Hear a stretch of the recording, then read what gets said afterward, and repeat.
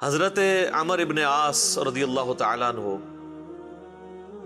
یہ عربی میں جب عمر لفظ لکھا جاتا ہے نا تو یہ واو کے ساتھ لکھا جاتا ہے۔ عمر جس طرح لکھا جاتا ہے اسی طرح عمر بھی لکھا جاتا ہے، لیکن عربی اس میں فرق کرتے ہیں، اس کو لکھتے ہیں عمرو۔ وہ اردو میں لوگ پڑھ رہے ہوتے ہیں نا عمرو، یہ عمرو عیار کی کہانیاں، وہ لفظ بھی ڈیوائس بیسیکلی حضرت عمر بن عاص سے ہوا ہوا ہے، کیونکہ برین ان کا بہت تھا۔ اچھا، لیکن وہ لفظ ہی غلط ہے، لفظ عمرو تو کوئی لفظ ہی نہیں ہے، لفظ ہے امر۔ لکھا ہوتا ہے عمرو لیکن اس کا مطلب واو جو ہے وہ سائلنٹ ہوتا ہے، اور واو کا مطلب یہ ہے کہ آپ نے اسے پیش کی بجائے زبر سے پڑھنا ہے، عمر کی بجائے پڑھنا ہے امر۔ تو حضرت عمر بن عاص رضی اللہ تعالیٰ عنہ، یہ آپ سمجھ لیں کہ قریش مکہ، مشرکین عرب کے تھنک ٹینکس میں سے تھے۔ گفتگو کرنے کا بھی ان کو فن آتا تھا، اور معاملہ فہمی اور چیزوں کو ہینڈل کرنا یہ ان پہ ختم تھا، اور ینگ ایج کے اندر۔ اس کا اندازہ آپ اس بات سے لگائیں کہ جب مسلمان ہجرت کر کے نجاشی کے پاس چلے گئے تو مشرکین عرب نے اپنا سفیر بنا کر جس شخص کو بھیجا کہ وہاں پہ جا کے ایک عیسائی بادشاہ سے مقدمہ لڑ سکے اور نعوذ باللہ مسلمانوں کو وہاں سے دوبارہ ملک بدر کروایا جائے، تو جس شخصیت کا انتخاب کیا وہ عمر بن عاص تھے۔ اس وقت ظاہر وہ مسلمان نہیں ہوئے تھے۔ بہرحال وہاں پہ پھر قرآن کی طاقت کام آئی۔ حضرت علی کے جو بھائی تھے جعفر بن ابی طالب، انہوں نے سورہ مریم کی جب تلاوت کی نجاشی کے دربار میں، بسم اللہ الرحمن الرحیم، یا زکریا انا نبشرک بغلام اسمه یحیی لم نجعل له من قبل سمیا قال ربی انا یکون لی غلام وكانت امرأتی عاقرا وقد بلغت من الكبر عتیا قال كذلك قال ربك هو علي هين۔ تو پھر اللہ تعالیٰ کی گفتگو کے سامنے بڑے سے بڑا بھی کوئی سفیر ہو، اس کی زبان کا اثر تو پھر ختم ہو جاتا ہے۔ تو نجاشی کی حالانکہ عمر بن عاص سے بڑی پرسنل دوستی بھی تھی، یہ بڑے ان سے تحفے بھی ان کے لیے لے کے گئے، وہ تحفے بھی اس نے واپس کر دیے۔ وقد خلقتك من قبل ولم تك شيئا قال رب اجعل لي آية قال آيتك ألا تكلم الناس 3 ليال سويا فخرج على قومه من المحراب فأوحى إليهم أن سبحوا بكرة وعشيا يا يحيى خذ الكتاب بقوة وآتيناه الحكم صبيا وحنانا من لدنا وزكاة وكان تقيا وبرا بوالديه ولم يكن جبارا عصيا وسلام عليه يوم ولد ويوم يموت ويوم يبعث حيا۔ اس نے کہا بھائی لے جاؤ، تم سونے کے اگینسٹ بھی ان کو تولو نا تو میں تب بھی تمہیں یہ واپس نہیں کروں گا، ٹھیک ہے۔ پھر زمین سے اس نے تنکا اٹھا کے کہا کہ یہ جو سورہ مریم میں حضرت عیسیٰ کا سٹیٹس آیا نا کہ وہ اللہ کے بندے تھے، والله ما عدا عيسى ابن مريم ما قلت هذا العقد، اللہ کی قسم عیسیٰ ابن مریم ایک تنکے کے برابر بھی اس سے زیادہ ان کا مرتبہ نہیں تھا جتنا تم نے بیان کیا ہے، یعنی اس میں ہم غلو نہیں کر سکتے کہ انہیں ڈیوینٹی میں کلیم کر دیں۔ یہ سمجھدار لوگ تھے، یہ وہاں سے مایوس ہوئے۔ اسی دوران صلح حدیبیہ بھی ہو چکی تھی، مسلمانوں کی پاور تسلیم ہو چکی تھی۔ تو حضرت خالد ابن ولید اور عمر بن عاص یہ دونوں بڑے جگری یار تھے، ایک بڑا بہترین پلانر تھا اور دوسرا بہت بڑا جنگجو تھا۔ تو صلح حدیبیہ کے بعد نا ان لوگوں کو اندازہ ہو گیا کہ اب اسلام کا گراف اوپر ہی جا رہا ہے، شرح صدر بھی ہو گیا۔ خالد ابن ولید کا ایک بھائی تھا ولید ابن ولید، وہ مسلمان پہلے ہی ہو چکا ہوا تھا۔ تو وہ بھی کچھ اثر تھا خالد بن ولید کے اوپر کہ وہ اتنا بزدل تھا، اور مسلمان ہونے کے بعد اتنا وہ طاقتور ہو گیا کہ اس نے مشرکین عرب کے قافلے لوٹنا شروع کر دیے۔ تو وہ اپنے دوستوں میں فخر کرتے تھے، حالانکہ ہے دشمن تھے لیکن کہتے تھے یار بہادر تھے، پھر نکلے نا میرا بھرا۔ یہ سارا کچھ نا عمر سیریز کے اندر انہوں نے فلمایا ہوا ہے۔ يضحكك ما حقه أن يبكيك؟ الوليد أخي الوليد ما علمت له عزما قبل اليوم. أجل والله إني لأنكر عمله وأفخر به. كيف يجتمعان؟ يجتمعان. تو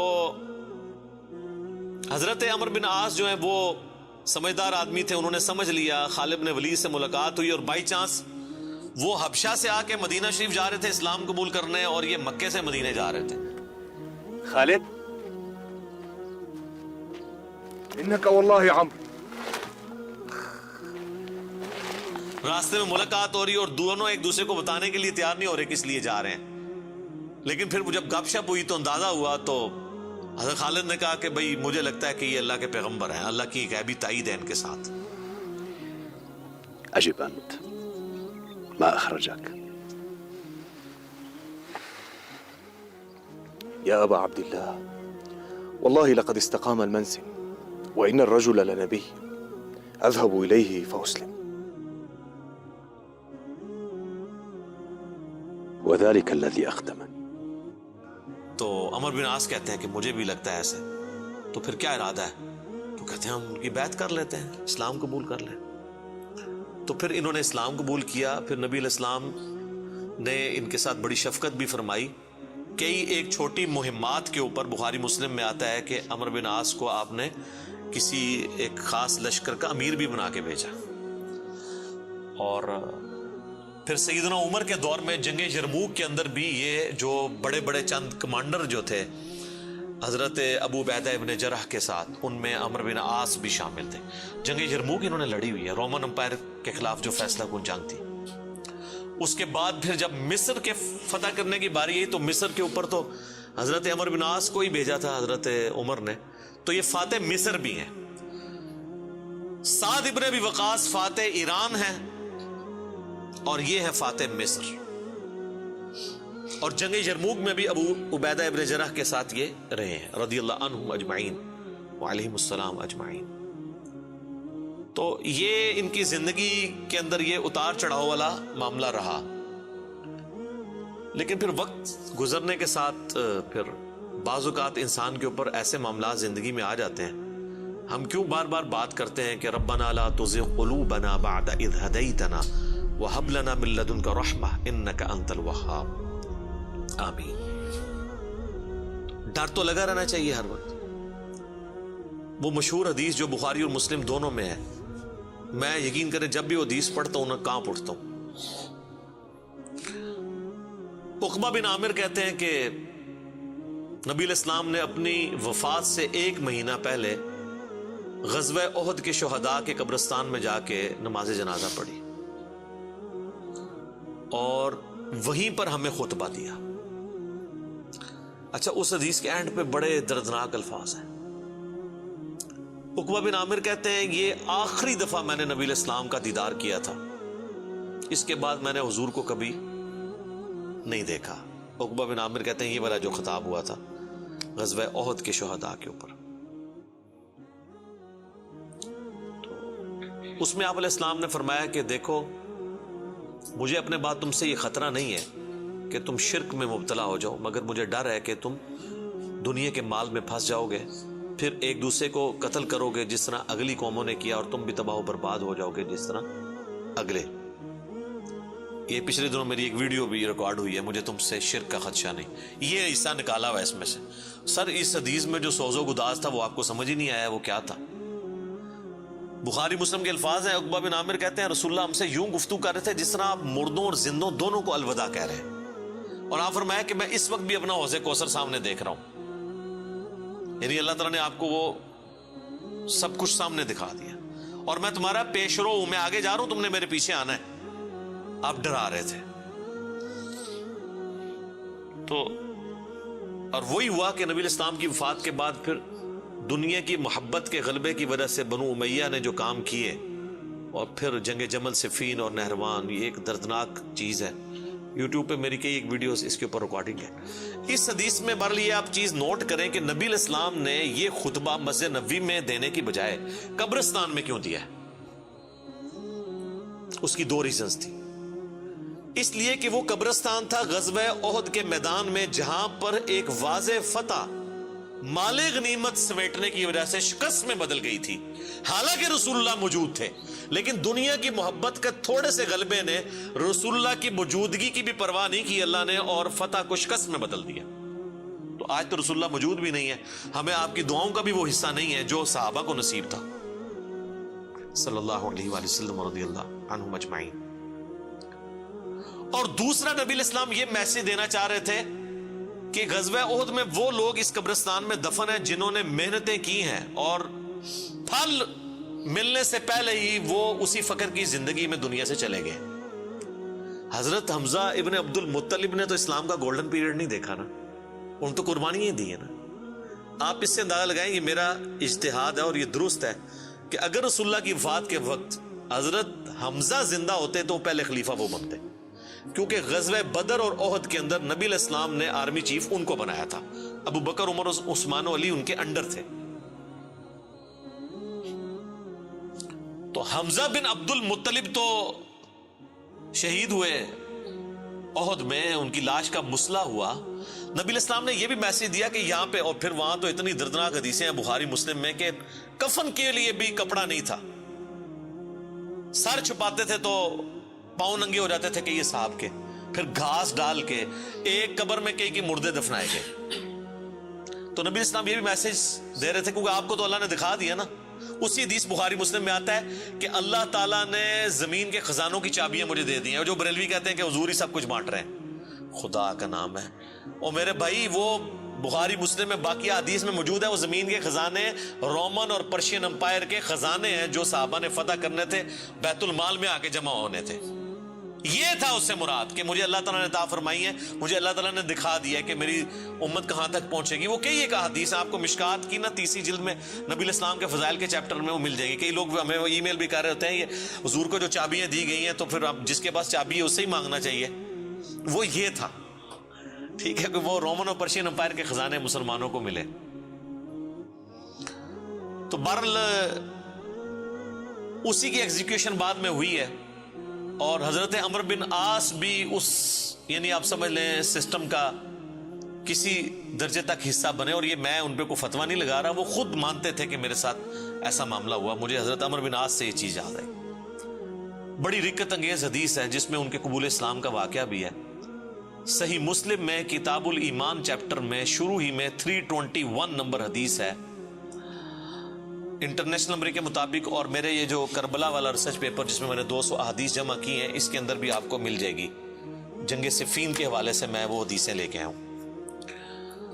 صحیح مسلم میں 321 نمبر۔ حضرت عمر بن عاص کی موت کا وقت جب قریب آتا ہے تو وہ دیوار کی طرف منہ کر کے رونا شروع کر دیتے ہیں۔ سر موت کے وقت انسان کو پھر اپنی زندگی میں کی ہوئی غلطیاں یاد آ جاتی ہیں۔ تو ان کا بیٹا ان کو تسلی دیتے ہوئے کہتا ہے کہ ابا جان، آپ تو نبی علیہ السلام کے قریبی ساتھیوں میں سے تھے، آپ نے رومن امپائر کی جنگیں لڑی ہوئی ہیں، جنگ یرموک، جہاد میں آپ شامل رہے ہیں، اتنے اتنے بڑے فضائل ہیں آپ کے لیے۔ تو حضرت عمر بن عاص اسے ٹوکتے ہیں، وہ کہتے ہیں کہ تم نے ایک فضیلت تو چھوڑ دی جو سب سے بھاری تھی ہمارے نزدیک، یعنی صحابی ہونے سے بھی بھاری فضیلت اس اعتبار سے، اور وہ ہے اس بات کی گواہی دینا کہ اللہ کے سوا کوئی معبود نہیں اور محمد اس کے رسول ہیں صلی اللہ علیہ وآلہ وسلم۔ تو انہوں نے کہا تم نے یہ چیز چھوڑ دی ہے، اصل چیز تو یہ ہے، ہاں جب یہ چیز حاصل ہو جائے پھر صحابی ظاہر ہے ایک بہت بڑی فضیلت ہے، لیکن صحابی بنتا ہی وہ ہے جو پہلے اس کلمے کا اقرار کرے۔ تو کہتے ہیں کہ اب وہ بیٹے کو وجہ بتاتے ہیں اپنے رونے کی، کہتے ہیں کہ بیٹا ایک وہ وقت تھا کہ مجھے رسول اللہ سے بڑی دشمنی تھی، نعوذ باللہ، اور میری زندگی کی سب سے بڑی خواہش تھی کہ اگر رسول اللہ صلی اللہ علیہ وآلہ وسلم کے بارے میں مجھے کوئی موقع ملے تو میں انہیں قتل کر دوں، نعوذ باللہ۔ میرا دل ان کے بغض سے بھرا ہوا تھا۔ اے میرے بیٹے، اگر میں اس وقت مر جاتا تو سیدھا جہنم میں جاتا، لیکن پھر اللہ تعالیٰ نے میرا سینہ اسلام کے لیے کھول دیا۔ رسول اللہ صلی اللہ علیہ وآلہ وسلم کی محبت میرے دل میں جاگزی ہوئی، اور وہ کہتے ہیں پھر مجھے اس دنیا میں رسول اللہ سے بڑھ کر کوئی محبوب نہیں تھا صلی اللہ علیہ وسلم۔ اور کہتے ہیں میرے بیٹے، پوری زندگی نبی علیہ السلام سے مجھے محبت اور عقیدت کا وہ لیول تھا کہ میں نے کبھی بھی آنکھ بھر کے حضور کے چہرے کی طرف نہیں دیکھا، اور اگر تم مجھ سے پوچھو نا کہ میں حضور کے چہرے کے خد و خال بیان کروں تو نہیں کر سکتا. میں نے زندگی میں حضور کی ادب کی وجہ سے کبھی آپ کے چہرے کو نگاہ بھر کے بھی نہیں دیکھا. اوئے ہائے ہائے. اور کہتے ہیں میرے بیٹے میں اس وقت مر جاتا تو سیدھا جنت میں جاتا جب میں نے اسلام قبول کر لیا. اور پھر وہ ساتھ بتاتے ہیں, کہتے ہیں میں جب اسلام قبول کرنے کے لیے گیا تو نبی علیہ السلام نے اپنا دایاں ہاتھ آگے بڑھایا تو میں نے بھی آگے بڑھا کے پیچھے کھینچ لیا, اور میں نے کہا یا رسول اللہ پہلے مجھے گارنٹی دیں کہ میرے پچھلے سارے گناہ معاف ہوں جو میں نے اسلام کے خلاف کیے ہیں.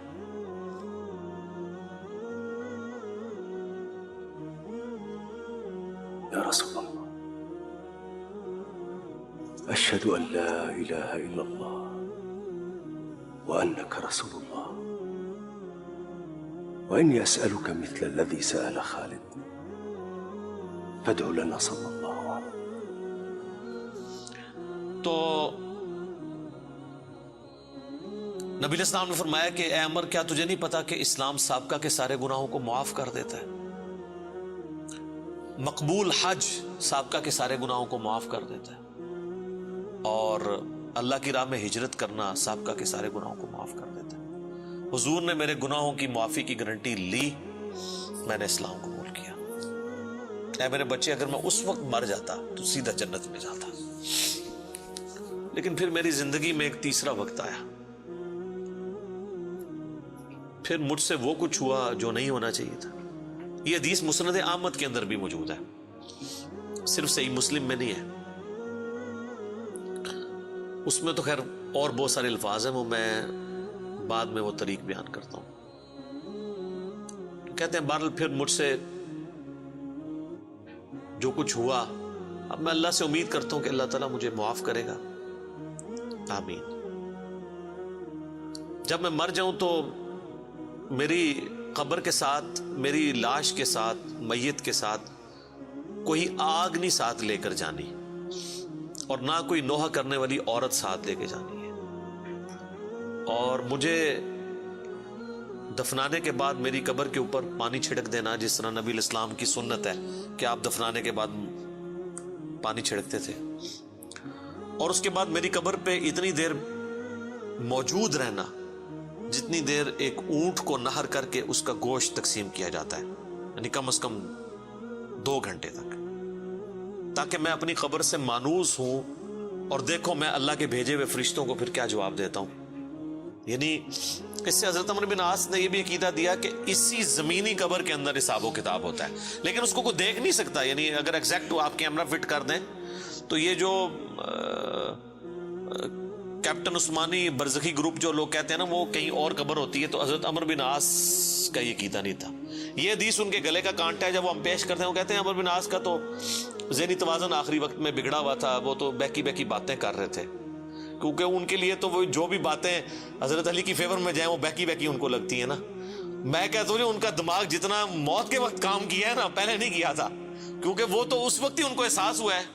اس طرح کو پوری اپنی لائف سٹوری سناتا ہے جس کا دماغ چلا ہوا ہو, کدھر سے شروع ہے اور کدھر تک پہنچا ہے.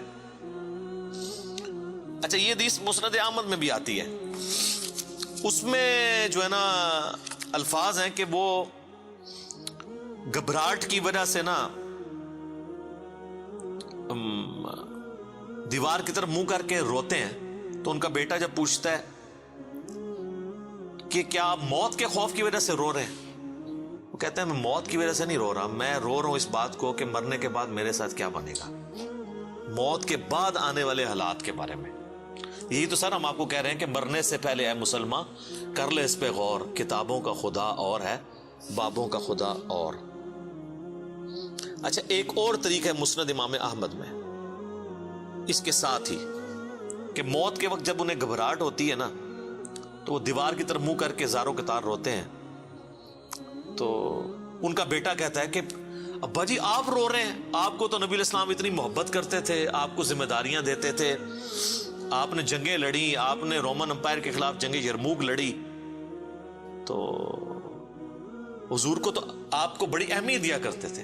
سر اس پہ آپ ذرا جواب سنیں عمر بن عاص کا. وہ کہتے ہیں اللہ کی قسم مجھے پوری زندگی یہ بات معلوم نہیں ہو سکی کہ حضور مجھ سے واقعی محبت کرتے تھے یا صرف تالیف قلب کے لیے، میرا دل رکھنے کے لیے مجھے کبھی کو پوسٹ دے دیا کرتے تھے. لیکن 2 بندے ایسے ہیں جن کے بارے میں دل سے گواہی دیتا ہوں کہ رسول اللہ اپنی وفات تک ان سے محبت کرتے تھے. ایک ابن سمیہ عمار ابن یاسر، اور دوسرا ابن ام عبد عبداللہ ابن مسعود. اب عمار بن یاسر ان کو کیسے بھول سکتا تھا؟ عمار کو تو مارا ہوا تھا انہوں نے صفین کے اندر. تو وہ کہہ رہے ہیں کہ حضور مجھ سے محبت کرتے تھے نا، تو مجھے نہیں لگتا کہ وہ اندر سے کرتے تھے یا میرا دل رکھنے کے لیے. بعض اوقات بندہ کسی کو ابلائش بھی کر دیتا ہے نا تعریف قلب کے لیے. لیکن 2 بندے ایسے تھے، میں کہتا ہوں کہ حضور واقعی ان سے محبت کرتے تھے، ابن سمیہ اور ابن ام عبد. پھر عبداللہ بن مسعود کے بارے میں اور عمار بن یاسر کے بارے میں جب انہوں نے یہ بات کی نا، تو ان کا بیٹا کہتا ہے کہ پھر انہوں نے دیوار کی طرف منہ کر لیا اور زاروں کے تار رونا شروع کر دیا. اور پھر ساتھ ساتھ یہ بول رہے تھے کہ اے اللہ، تو نے ہمیں جن باتوں کا حکم دیا ہم نے وہ کام چھوڑ دیے، اور تو نے ہمیں جن چیزوں سے منع کیا تھا ہم وہ کام کرتے رہے. اب تیری مغفرت کے سوا کوئی چارہ نہیں ہے.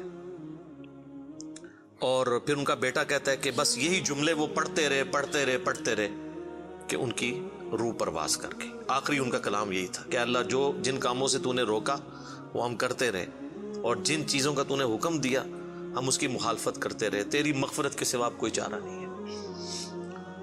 تو اسی حدیث میں الفاظ ہیں کہ وہ جو میں نے بتایا مسند احمد والی جو حدیث ہے کہ میری زندگی میں جو 3 پیریڈ آئے، اس میں انہوں نے پھر تیسرا کہا کہ پھر میں حکومتی معاملات میں، بادشاہت کے معاملات میں پڑ گیا.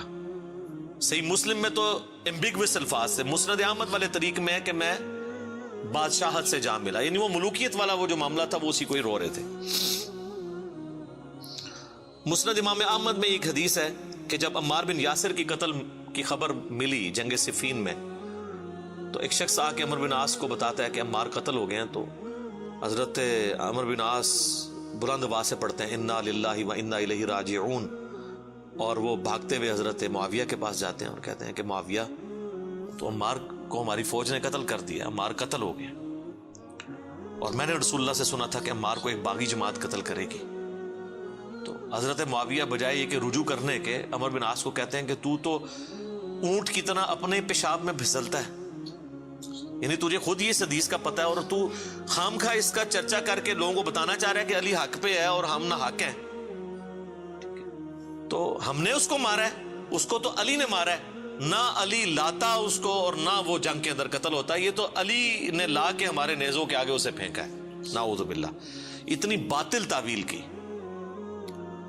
اور المستدرک الحاکم میں اور باقی کتابوں میں حدیث کی ملتا ہے کہ جب حضرت علی کو اس کی خبر ملی نا، تو انہوں نے کہا کہ پھر معاویہ یہ کہنا چاہتا ہے کہ حمزہ کا قاتل رسول اللہ تھے، کہ نہ وہ جنگ احد میں ساتھ لے کے آتے نہ حمزہ قتل ہوتا.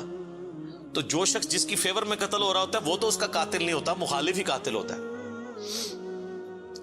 تو پھر مسند احمد میں ایک اور حدیث ہے کہ عمار کے قتل ہونے کی جب خبر پہنچتی ہے نا، تو حضرت عمر بن عاص کہتے ہیں کہ میں نے خود رسول اللہ سے سنا تھا کہ عمار کو باغی جماعت قتل کرے گی، اور عمار کا قاتل اور مال لوٹنے والا آگ میں ہے.